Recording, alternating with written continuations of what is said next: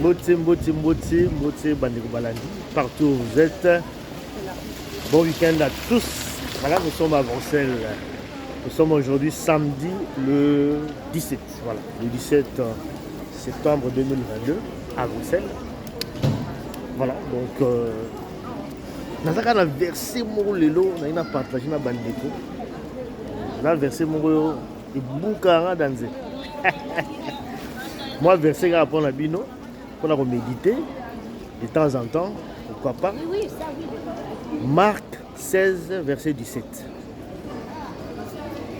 Voici le miracle qui accompagneront ceux qui auront cru en mon nom. Ils chasseront donc les démons, ils parleront donc de nouvelles langues, ils imposeront le main aux malades.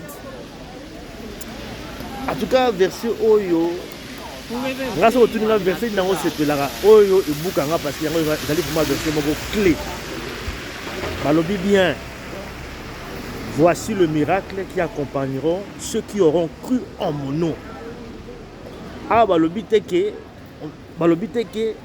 le miracle qui accompagneront ceux qui auront cru. Na pasteur moko boye, na prophète moko boye. Non, balobi en mon nom, donc au nom de Jésus-Christ, na kombo ya Nzambe.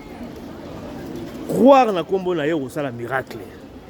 Tabi croire na kombo na ye, ça veut dire tout simplement qu'on marche selon les principes ya Nzambe, selon les recommandations na ye. Tika mabe, kabwana na mabe, ko linga mwasa batute, ko yibate, tika lokuta, longola haine. Marcher selon les recommandations ya Nzambe. Ko sala ba miracle ndeko, eza nango simple. Bakamanzambe oyo bapasser bazoli abino bambongo parce que beaucoup ça bango lokola ba demi dieu. Ata na butu o mwana zobela yo wana kaka minyo pasteur mwana ndeko za na ndako yo pe ko sala ba miracle.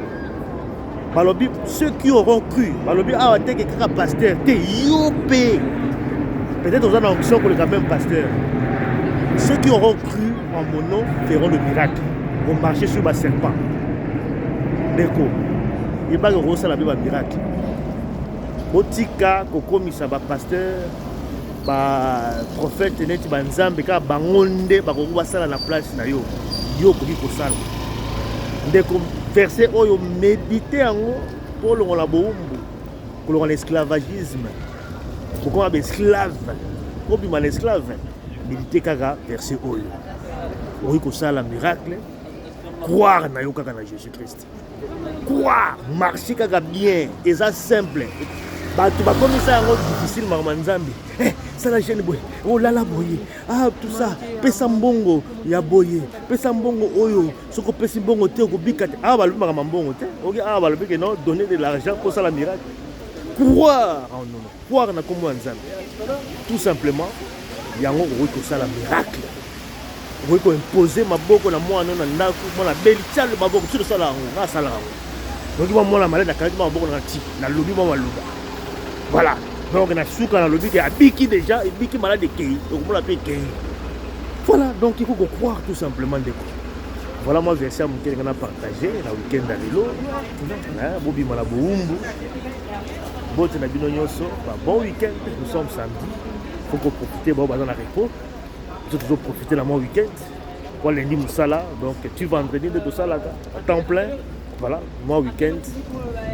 Je profite de mon week-end. Et à très bientôt.